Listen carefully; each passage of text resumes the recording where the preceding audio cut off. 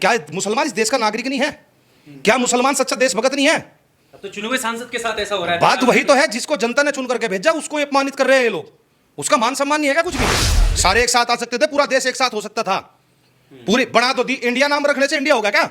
कहां गए वे संगठन सारे के सारे? यार एक मुसलमान को टारगेट करा जा रहा है देश के अंदर, वैसे बोल रहे हैं कि हम भारत जोड़ो कर रहे हैं, हम मोहब्बत की दुकान खोल रहे हैं। कहां गई मोहब्बत की दुकान? ने उन्हें उनकी क्या जिम्मेदारी है ऐसे वक्त में? उन्हें क्या करना चाहिए? उनके जिम्मेदारी होनी चाहिए थी, तुरंत वॉकआउट कर देते वहां से, सारे के सारे सारे को बाहर जाना चाहिए था, सारे उसके साथ खड़े होकर आवाज मिलानी चाहिए थी। वैसे दूसरी पार्टी तो हिंदू मुस्लिम भाईचारे की बात करती है, लेकिन उस टाइम कहां मर की कहां सोगी? उस समय खड़ा होकर चला जाए, उसी समय बर्खास्त करवा देते उसको। लेकिन बात क्या है, हमारे देश का विपक्षी तो कमजोर है, बोलते ही तो नहीं। कहला भगत सिंह तो पैदा हो, पर हमारे घर में ना पड़ोसी के घर में पैदा हो। जिस दिन हमारे ऊपर बात आओगी बात अलग है, और मैं तो धन्यवाद देता हूं उन्हें। भाई जिसकी बदनामी हो रही हो, बेइज्जती हो रही हो, वो आदमी संविधान के दायरे में रह करके फिर भी संयम रख रहा है। आज पड़ा रो रहा हो, दुखी हो, परेशान हो, लेकिन यार उस आदमी के साथ कितना गलत करा गया। मेरे जैसा वहां हो जाता, उसे बता देता, बक्कल तार का घुस भर देते खाल में वहीं से। कोई और नेता होता या मेरे जैसा सांसद होता तो उनकी भाषा में उनको जवाब देता। अगर हमारे टिकैत साहब को ऐसे बोल दिया जाता, बक्कल तार देते उसके। वे लोग मुसलमानों को टॉर्चर कर रहे हैं, मुसलमानों के ऊपर टोंड कस रहे हैं, तो वो काम आज तक हमने बाहर होता देखा, मस्जिद के बाहर, मंदिर के बाहर, मोहल्लों में, गलियों में, शहरों में, कस्बों में। लेकिन आज जो जाकर के जो संसद भवन के अंदर ऐसा काम हुआ, ऐसे शब्दों का इस्तेमाल हुआ, तो कहने का मतलब यह है कि अब जो ग्राउंड की लड़ाई थी वो संसद भवन में पहुंच गई। लेकिन समस्या क्या है कि जो पुराने सांसद थे, मान लिया कांग्रेस के हो या और कोई सी सांसद थे, अगर वे लोग विरोध करते थे तो उन्हें क्या काम करते थे? उन्हें बाहर निकाल देते थे, उन्हें बर्खास्त कर देते थे, सजा दे दी जाती थी। लेकिन भाजपा के नेता को चुनौती देकर के छोड़ दिया गया। ये कौन सा इंसाफ है? ये जानबूझ करके मुसलमानों को टॉर्चर कर रहे हैं, प्रेशर में ला रहे हैं, ताकि चुनाव में आकर के हिंदू एक हो जा। अब की बार हिंदू हिंदू एक नहीं होना। इनसे बड़ा गुंडा कौन है? ये कह रहे हमने देश का गुंडा तंत्र खत्म कर दिया। इनसे बड़ा गुंडा कौन है? ये सबसे बड़े गुंडे, डाकू, लुटेरे सब कुछ यही तो है। क्यों इस्तीफा क्यों दे देना चाहिए? जनता ने चुनकर भेज रखा। अब की बार अगर दूसरे आदमी ना बदतमीजी करती है, मैं सीधे खुली चेतावनी देना चाहता हूं, भाई मुंह पर ऐप्टा मार दिया खैच। कोई केवल एक मुसलमान ने थोड़े वोट दे रखी है, उसे हिंदू ने भी वोट दे रखी है, उसे पूरे देश के 36 बिरादरी ने वोट दे रखी है। केवल एक मुसलमान की वोट से थोड़ा जीत का रहा है, तो 36 बिरादरी को दुख है इस चीज का। तो देश का जो मुसलमान है वो भी सम्मानित है, देश की लड़ाई में बराबर लड़ा है और देश को आजाद कराने के लिए बराबर अपनी कुर्बानियां दी है। चाहे आज ये कुछ ही कहते रहो, आरएसएस भाजपा कितने लोग मर गए कुर्बानी में? कितने लोगों ने दे दी कुर्बानी, बताओ। देश की नई संसद में सांसद कुंवर दानिश अली के लिए जो शब्द बोले गए, उन शब्दों की निंदा पूरे देश में हो रही है। लेकिन सवाल यही है कि इस निंदा के बाद भी क्या भारतीय जनता पार्टी ने अपने नेता के खिलाफ कार्रवाई की है, और अगर की है तो किस तरह की कार्रवाई की है? साथ ही सवाल यह भी है कि लोकसभा स्पीकर ओम बिरला ने सिर्फ चेतावनी देकर आखिर क्यों छोड़ दिया? क्योंकि जिन शब्दों का इस्तेमाल शायद सड़क पर भी नहीं होता है, ऐसे अभद्र शब्द जो है सदन के अंदर बोले गए हैं। हमारे साथ किसान नेता सुनील बाल्यान भारतीय जी हैं, इनसे हम बात करेंगे। सुनील जी, किस तरह से देखते हैं मुसलमानों को टारगेट करना, कम्युनिटी को टारगेट करना, मुल्ला जैसे शब्दों का इस्तेमाल किया गया है? देखिए मेन चीज क्या है, मैं ये कहता हूं जो भाजपा की नीति है ना, वह मुसलमानों के खिलाफ है। लेकिन काम क्या करती है? क्या लगा भाई फूट डालो, राज करो। वो अपने आप को ज्यादा बड़ा दिखाना चाहते हैं, मैं ज्यादा बड़ा हिंदूवादी हूं, हम हिंदू संस्कारी है, हम सनातन धर्मी है, हम इस देश को बचा सकते हैं, हम इस देश के हिंदू को बचा सकते हैं। लेकिन मैं ये कह रहा चल ठीक है, पूरे देश का माहौल खराब कर रखा था इन लोगों ने, पहले पूरा देश का माहौल बेकार कर दिया, लोगों को हिंदू मुस्लिम में बांट दिए, जो जिनसा बैठने के बाद उठा नहीं जाता, शब्द तो बहुत बड़े थे बोलने के लिए, जिनसे बैठ कर उठा नहीं जाता, वे लोग मुसलमानों को टॉर्चर कर रहे हैं, मुसलमानों के ऊपर टोंड कस रहे हैं। तो वो काम आज तक हमने बाहर होता देखा, मस्जिद के बाहर, मंदिर के बाहर, मोहल्लों में, गलियों में, शहरों में, कस्बों में। लेकिन आज जो जाकर के जो संसद भवन के अंदर ऐसा काम हुआ, ऐसे शब्दों का इस्तेमाल हुआ, तो कहने का मतलब यह है कि अब जो ग्राउंड की लड़ाई थी वह संसद भवन में पहुंच गई। और संसद भवन के अंदर क्या हुआ कि नया संसद भवन बनाया। पहला संसद भवन एक नई मिसाल, पुरानी मिसाल थी, अब इन्होंने एक नई मिसाल बनाई। देश के प्रधानमंत्री ने कहा क्या लगा भाई हमने नई संसद भवन बनाई, ये नई मिसाल देगी। तो मिसाल का मतलब ये थोड़ा है कि मुसलमानों को आप इतना टॉर्चर कर दोगे। और वही बात है कि वो भी सांसद और वो भी सांसद।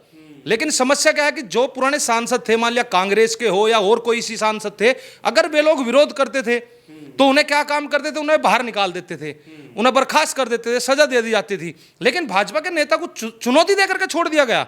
ये कौन सा इंसाफ है?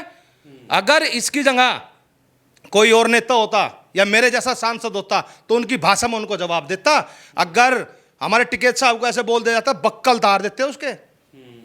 इनका दिमाग ठीक नहीं है, इनका दिमाग ठीक करवाना पड़ेगा। इनका बीमारी आ गई दिमाग में, इनके दिमाग में आ गया वायरस। इन्होंने क्या काम कर रखा है, इन्होंने तो एक बात करी कि फूट डालो राज करो, और वो चीज की संसद भवन से लेकर के पूरे देश में एक अलग संदेश जाएगा, कहला मुसलमानों की बेइज्जती जो संसद भवन के अंदर भी की जाने लगी। क्या यार वो सांसद नहीं है क्या? वो चुन करके नहीं आया क्या? वो देश के लिए पहले से आवाज नहीं उठा रहा क्या? कोई भी एक आदमी, एक सांसद दूसरे सांसद का ऐसा अपमान कर देगा? और मैं तो धन्यवाद देता हूं उन्हें। भाई जिसकी बदनामी हो रही हो, बेइज्जती हो रही हो, वो आदमी संविधान के दायरे में रह करके फिर भी संयम रख रहा है। आज पड़ा रो रहा हो, दुखी हो, परेशान हो, लेकिन यार उस आदमी के साथ कितना गलत करा गया, ये देश उसको माफ नहीं करेगा। और मैंने पहले भी कहा था इस देश में दो ढाल के हिंदू है, दो तरह के हिंदू है, एक में नागपुर वाले और एक ये हमारे जैसे। ये नागपुर वाले जो नागपुर से संदेश चलता है वही काम करते हैं। ये संदेश जानबूझ करके चलाया गया था, और संसद भवन के अंदर जो ये काम हुआ इसकी पूरी रूपरेखा तैयार थी। राजनाथ सिंह ने कहा कि भाई हमें खेद है इसके अलावा, लेकिन अब भारतीय जनता पार्टी कह रही है कि साहब पहले शुरुआत जो है वो दानिश अली ने की थी, तमाम उनके नेता जो है वो घेरने में। मैं वही तो बात बताना चाह रहा था कि भाई इन्होंने ये नया प्रोपेगेंडा अपनाया, या पूरी रूपरेखा थी तैयार कि संसद भवन के अंदर बदतमीजी करी जाएगी, दूसरे आदमी को भद्र शब्द कहे जाएंगे, लोग उग्र होंगे। मैंने पहले बताया था, 3,000 करोड़ रुपए की फंडिंग आई है दंगा करवाने के लिए। नूह में दंगे हुए, वहां दंगे हुए, वही काम था कि यहां से बात चलेगी, बाहर के मुसलमान अग्रेसिव होंगे और या ये आदमी से कुछ उल्टा बोल लगा तो इसके ऊपर जाकर के पूरे देश में दोबारा से हिंदू मुस्लिम हो जाएगी। मैं तो धन्यवाद देना चाहता हूं सांसद साहब को, जो इतना अपमान होने के बाद भी संविधान के दायरे में रह करके बात कर रहे। लेकिन बीमारी एक बात की है कि सरकार चाह क्या रही है? क्या मुसलमान इस देश का नागरिक नहीं है? क्या मुसलमान सच्चा देशभक्त नहीं है? तो चुने हुए सांसद के साथ ऐसा हो रहा है। बात वही तो है, जिसको जनता ने चुन करके भेजा उसको अपमानित कर रहे हैं ये लोग। उसका मान सम्मान नहीं है क्या कुछ भी? लेकिन सरकार की तो दोहरी नीति है कि फूट डालो राज करो, और गंदी नीति करते हैं लोग। और ये चाहते हैं मुसलमान को जितना ज्यादा टारगेट कर सके उतना ज्यादा टारगेट ये कर दे। और ये जानबूझ करके तुम लोगों को टारगेट करना चाहते हैं, मुसलमान लोगों को टारगेट करना चाहते हैं। और ये अक्सर चाहते हैं कि कुछ ना कुछ दंगा हो, विवाद हो, क्योंकि 2024 के चुनाव आ रहे हैं और पूरी प्लानिंग के साथ ये काम हुआ। अच्छा, प्रधानमंत्री ने कहा था कि जब नई संसद में जब उद्घाटन हुआ, सब लोग पहली बार गए थे, तो उन्होंने कहा कि ये सदन जो है वो लोगों के व्यवहार से पहचानी जाएगी, कौन इस तरफ है कौन उस तरफ बैठेगा। पता तो चल गया व्यवहार का, व्यवहार दिख तो गया। बस जो अच्छे व्यवहार के थे वे चुप है, और जो गंदे व्यवहार के थे वे गंदा अभद्र व्यवहार कर तो रहे हैं वहां पे। इससे ज्यादा क्या है? मुझे एक बात बताओ, एक संसद की मर्यादा होती है, ठीक है? वहां पे अध्यक्ष बैठा होता है, अध्यक्ष ने क्यों नहीं सजा दी उसको? भाई अगर किसी आदमी को अगर जूते चप्पल मारने लगे फिर जूते चप्पल ही मारने शुरू कर दो ना वहां पे। पहले तो हथियार भी जाते थे, पहले हथियार भी चले वहां पे, तो दोबारा से चालू कर दो ना जूते चप्पल। वही बात यह है, ये जानबूझ करके मुसलमान को टॉर्चर कर रहे हैं, प्रेशर में ला रहे हैं, ताकि चुनाव में आकर के हिंदू एक हो जा। अब की बार हिंदू एक नहीं होना। हिंदू तो भाई हिंदू के तरीके से चुनाव लड़ेगा, और मुसलमान के तरीके से लड़ेगा, और भाजपा वाले भाजपा के तरीके से चुनाव लड़ो। अब जो देश में ये फूट डालने का काम कर रहे हैं, ये फूट डालने का काम नहीं होने का देश के अंदर। अगर एक संसद को या एक सांसद को अपमानित कर रहे हैं तो देश का प्रधानमंत्री भी कहीं ना कहीं अपमानित हो रहा है, क्योंकि देश का प्रधानमंत्री वहां बैठा हुआ था, प्रधानमंत्री के सामने, घर के चौधरी के सामने, और किसी आदमी को जातिगत शब्द कहे जा, ऐसे भद्र शब्द कहे जा, जो देशद्रोही हो, आतंकवादी हो, खालिस्तानी हो, पाकिस्तानी हो, उन्हीं शब्दों का इस्तेमाल उन्होंने किसानों के ऊपर करा था। यही शब्द जोड़ से इन लोगों ने आज संसद भवन में बोले। कभी यही लोग इन चीजों को किसानों के लिए बोलते थे जब किसानों ने 13 महीने आंदोलन किया। आज वही चीज दोहराई जा रही है। जो भाजपा के खिलाफ है वही देशद्रोही है, वही गद्दार है। इन्होंने ये काम कर रखा। इनकी चीज को समझने का प्रयास करो। किसे नहीं कहा? जब पहलवान आकर के बैठे एक विशेष जाति के बैठा दिए गए, जब लोगों ने अपनी डिमांड करी, जब एक विशेष जाति होगी, जब एनआरसी सीए लेकर गए, जब एक विशेष जाति होगी। अब एक बात बताओ, एनआरसी सीए चल रहा था उस समय, आकर के एक आदमी कट्टा लेकर के, तमंचा लेकर के सबके बीच में आकर के गोली चला रहा है, तो वो कौन सी मानसिकता है? उसी मानसिकता के लोग हैं ये वही लोग हैं जो आरएसएस के लोग हैं। वो तो चेतावनी दे रहे हैं कि तुम बाहर मैं देखूंगा, बाहर मिल। इनका यही तो काम है, इनका यही तो काम है। आज बाहर मिल, इनसे बड़ा गुंडा कौन है? ये कह रहा हमने देश से गुंडा तंत्र खत्म कर दिया, इनसे बड़ा गुंडा कौन है? ये सबसे बड़े गुंडे, डाकू, लुटेरे, सब कुछ यही तो है। लोगों का रोजगार खा गए, व्यापार खा गए, नौकरी वालों की पेंशन खा गए, युवाओं की, जो आर्मी वाले लोग थे उनकी आर्मी की भर्ती खा गए। छोटा क्या है इन्होंने देश के अंदर? इन्होंने देश के अंदर छोटा भी तो कुछ नहीं। बात तो है ना, किसानों की आय खा गए। अब मुझे एक बात बताओ, किसानों के लिए कानून लेकर गए, तुरंत अप्लाई कर दिया, किसानों ने आंदोलन कर दिया। अब ये बैठ करके नंबर बना रहे, कल महिलाओं को हमने 33% आरक्षण दे दिया। अप्लाई क्यों नहीं करा भाई? अप्लाई करना चाहिए था ना साथ के साथ। सारे के सारे कानून जितने बने आज तक अप्लाई हुए नहीं हुए हैं? धारा 370 हटी, तुरंत अप्लाई हुई नहीं हुई? ये भी है कि दानिश अली को कह करके पूरी कौम को टारगेट किया हो, लेकिन वो जो अपने आप को सेकुलर नेता बताते हैं, वो अलग अलग पार्टी के सांसद हो सकते हैं, तो उनके क्या जिम्मेवारी है ऐसे वक्त में, उन्हें क्या करना चाहिए? बस एक पहली बात तो मैं ये कहूं, दानिश अली को जानबूझ करके टारगेट बनाएगा, एक सीधे व्यक्ति को, जो सीधा साधा व्यक्ति हो, अगर उस आदमी के ऊपर कोई टिप्पणी कर दी जाए और उसके ऊपर लोग उग्र हो जाएंगे, दंगे हो जाएंगे। ये जानबूझ करके प्लानिंग थी। लेकिन देश का किसान और देश का जो मुसलमान है, वो आदमी इतने संयम के साथ बैठा, वो सब जानता है इनकी चाल। नहीं, इस बात के ऊपर बहुत दंगे हो सकते थे, लड़ाइयां हो सकती थी, झगड़े हो सकते थे, लेकिन हर आदमी शांति से बैठा हुआ है। दानिश अली भी उसको जवाब दे सकता था, ईंट का जवाब पत्थर से दे सकता था, रैप्टा मार सकता था। मेरे जैसा वहां हो जाता, उसे बता देता, बक्कल तार का भूस भर देते खाल में वहीं से। बात यही है ना कि आदमी लड़ कहां रहा है, क्योंकि एक अल्पसंख्यक है, अल्पसंख्यक को टारगेट बनाया जा रहा है जानबूझ करके। कहला जो इसने लड़ दिया, इसने तेरा चांटा मार दे, जिप भी हिट, और जो तन्ने कह दे तो हिंदू के दिल में फिट, तो वो तो फिट वाली गोटी चल रही ना, वो तो फिट हो रहे हैं। पर अभी जैसे चेतावनी दी गई, दोबारा इन शब्दों का इस्तेमाल नहीं हुआ वरना कार्रवाई होगी, और अगर फिर से ऐसा हुआ तो क्या होगा? फिर वही बात, फिर कार्रवाई होगी, फिर कार्रवाई होगी, फिर कार्रवाई होगी। भाजपा के किसी भी सांसद पे कार्रवाई नहीं होने की, कार्रवाई होगी विपक्ष वाले पे। विपक्ष वाला कुछ भी कर दो, वो आदमी एक बार तू कह देता, गाली दे देता मुंह से, तुरंत कार्रवाई हो जाती है उसके ऊपर।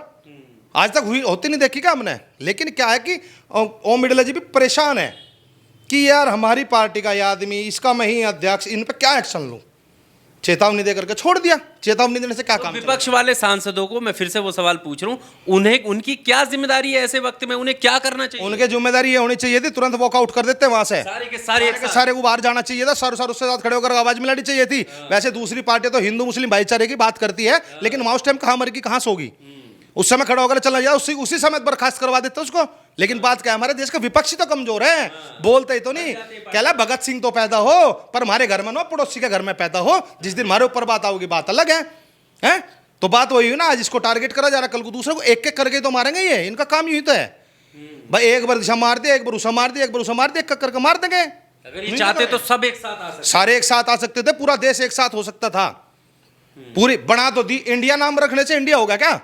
कहां गए वे संगठन सारे के सारे? यार एक मुसलमान को टारगेट करा जा रहा है देश के अंदर, वैसे बोल रहे हैं कि हम भारत जोड़ो कर रहे हैं, हम मोहब्बत की दुकान खोल रहे हैं। कहां गई मोहब्बत की दुकान ने वे?